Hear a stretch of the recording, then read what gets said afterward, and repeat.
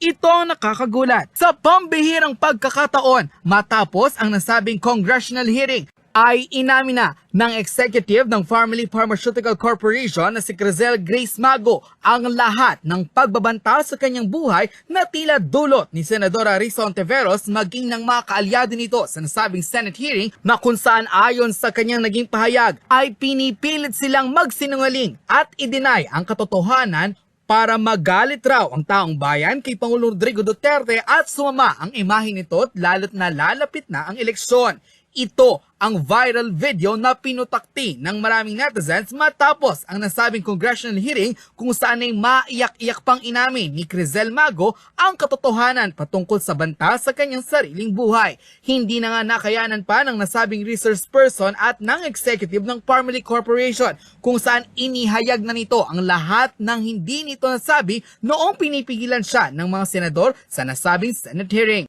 Isa lamang ang kanyang naging mensahe sa lahat ng mga senador na pilit binabaligtad o binabaluktot ang batas para iligaw ang mamamayan at magalit ang taong bayan sa kasalukuyang pamahalaan. Pinanindigan din ang Family Pharmaceutical Corporation Executive na si Krizle Mago na hindi siya natatakot na makasuhan dahil wala naman raw siyang ginagawang kasalanan. Dagdag pa sa nasabing balita, ang lahat raw ay may kabayaran. Kung hindi man sila singilin ng tadhana sa kasalukuyan, ay tila mayayari na sila sa darating na halalan.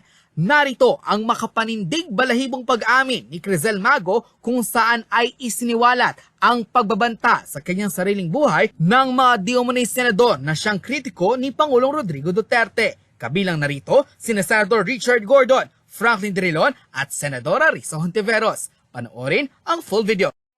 Deny all allegations made by the unidentified witness who appeared on a video presented by Senator Hontiveros on September 24, 2021.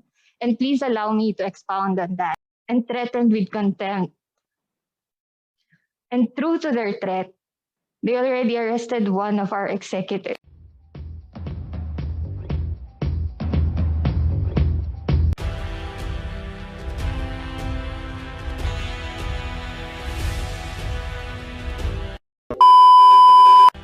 Do you swear to tell the truth, the whole truth, and nothing but the truth before these congressional inquiries, so help you God? Yes. Thank you. Ms. Mago, why did you seek the protection under the House of Representatives? Mr. Chairman, as indicated in my letter, I want to speak freely without undue influence from varying sources. Do you have anything to say to this committee? Mr. Chairman, I prepared an opening statement. May I be allowed to read it? Okay, 10 minutes. Please proceed. Good morning. I am Krizle Mago, a former employee of Family Pharmaceutical Corporation. To begin, I extend my gratitude to the House of Representatives Committee on Good Government and Public Accountability for graciously allowing me time to make an opening statement and for having me under their protective custody. I am here to address a few points. First, I confirm that the official statement dated 28th of September 2021 was issued by me. I apologize for going off the radar for a few days. I simply needed time to breathe and to process everything that had just transpired. I also extend my gratitude to all those who expressed concern over my safety and well-being. I am here, I am alive, and I am safe. Thank you very much. Let me also share a few sentiments that I have harbored for quite some time. As a shy and socially awkward person, the past 2 months have been difficult for me, which has been exacerbated by my involvement in the ongoing investigations where I was invited as one of the resource persons. While testifying before the Senate Blue Ribbon Committee last September 13, 2021, I was questioned about the specifics of Farmali's first contract with PSDBM. It was extremely traumatic for me.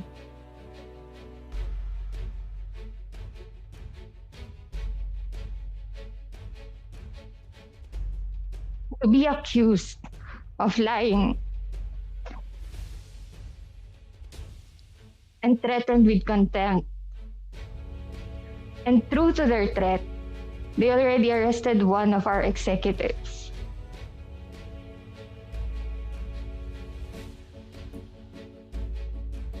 Personally, I was perplexed on how I could be perceived as a liar when I was simply answering questions directly based on the information that was reflected on our records, and I even willingly submitted the documents upon request.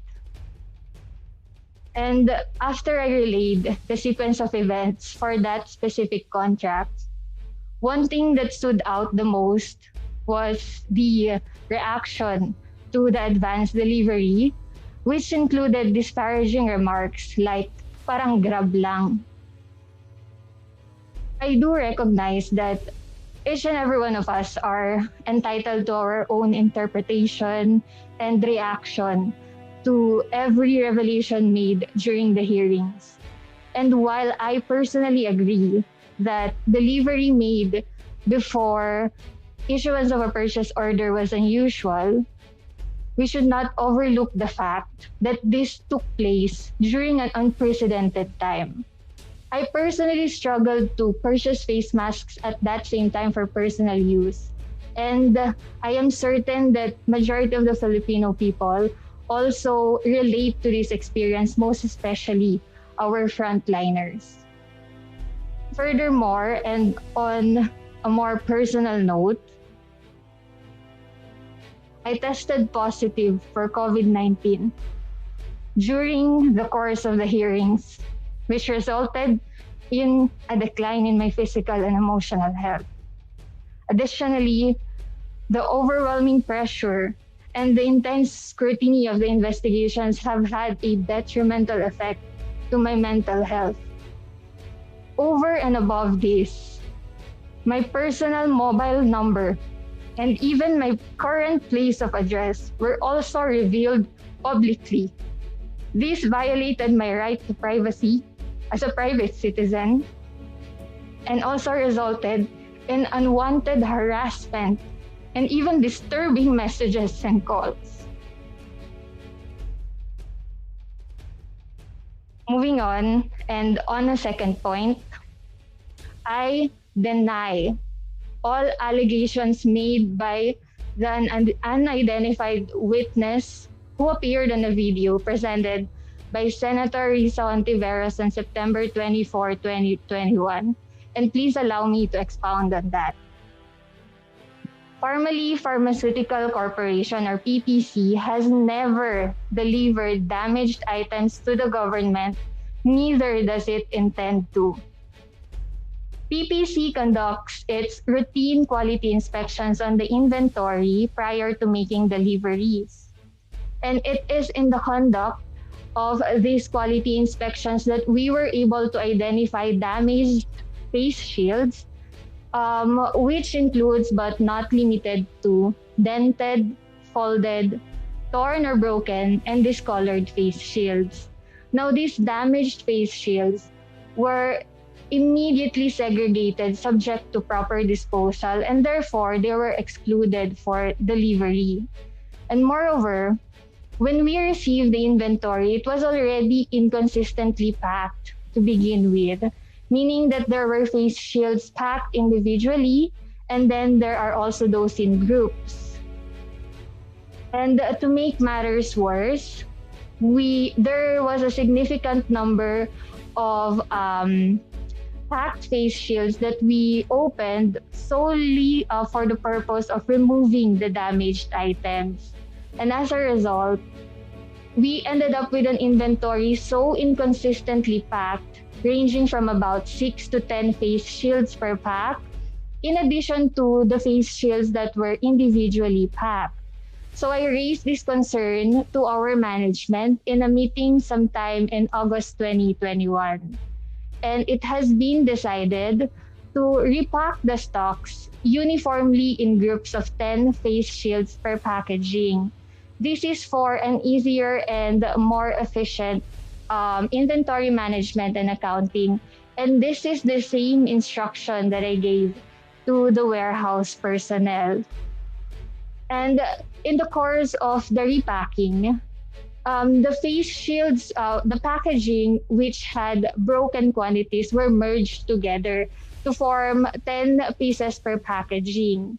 And in the conduct of the repacking, the product certificates got mixed up and some were subsequently discarded because the staff only needed to put one product certificate per packaging. So to further clarify, the face shields required by the Department of Health for this specific contract are non-medical grade face shields, and this is also stated in the technical specification. Third point, regarding my previous testimonies on the questions pertaining to swindling the government, I do admit that it was a pressured response. Given the amount of pressure that I was under at that time, and even the rush of emotions associated with the allegations made and my subsequent admission, I was not in the proper frame of mind to think clearly. At that time, to be honest, what I considered was the fact that we already delivered a portion of these face shields containing the mixed product certificates to the Department of Health. But after the Senate hearing and after I evaluated my answers or my testimonies, I realized that the face shields that we partially delivered to the Department of Health have not been inspected. Hindi pa po siya na-inspect and na-accept ng Department of Health. So hindi pa rin po siya na-allocate and distribute sa mga end users. And in addition, wala pong natanggap na bayad ang formally from the Department of Health for this partial delivery. So I hope that this clarifies the situation. Finally, in light of the information presented, I thank you for your time and interest, and I welcome any questions that you may have. Thank you, Mr. Chairman. Thank you. Before the interpellation, I'd like to ask Krizle, is there anybody who from any party who talked to you to draft that statement, to say something or to assist you in your statement? None, Mr. Chairman. I made this opening remarks on my own opening statement. Okay. On September 24, 2021, you mentioned on record in a Senate hearing led by Senator Gordon that Pharmaly Pharmaceutical Corporation tampered with the manufacturing date of face shields and deemed these procured goods as substandard and expired. Can you please affirm the truthfulness of this statement that you made? Mr. Chairman, the face shields were not expired and substandard. And I've mentioned in my opening statement that the damaged face shields were immediately segregated for proper disposal po. And there was a mix-up of the product certificates po when we repacked the face shields. That's kasi isa lang po yung product certificate na nilalagay sa packaging containing 10 face shields. So there were times na yung mga ibang product certificates were discarded kasi sobra po. So ibig sabihin, iba-ibang source ng mga face shields, nirepack nyo sa isang set, ganun ba? Ang nangyari po, Mr. Chairman, is that may mga binuksan kaming mga sets ng face shields para i-remove po yung mga damaged items. And ang nangyari is that merong mga iba-ibang quantity per sets and hindi siya uniform. So when we decided to repack, doon po namin minerge yung mga packaging na may broken quantity po. So, Ms. Mago, did Mr. Moit Dargani instruct you to change the dates of the date of manufacture? There was never an instruction to change the date of manufacture, the production date, Mr. Chairman. But there was an instruction to proceed with the repacking po. Okay. Aside from face shields, are there any other goods that were sold to the government that were substandard, expired, or tampered? None, Mr. Chairman. Also, I'd like to clarify on this statement. Formality test kits expiring in 6 months were accepted by the DOH and DBM, even if their purchase order requires 24 to 36 months expiry. Can you comment on that? What's your answer? Mr. Chairman, as explained by DOH Secretary Duque before, the shelf life for novel test kits, such as the test kits for COVID-19, has a limited shelf life pa lang po. So that is 6 months.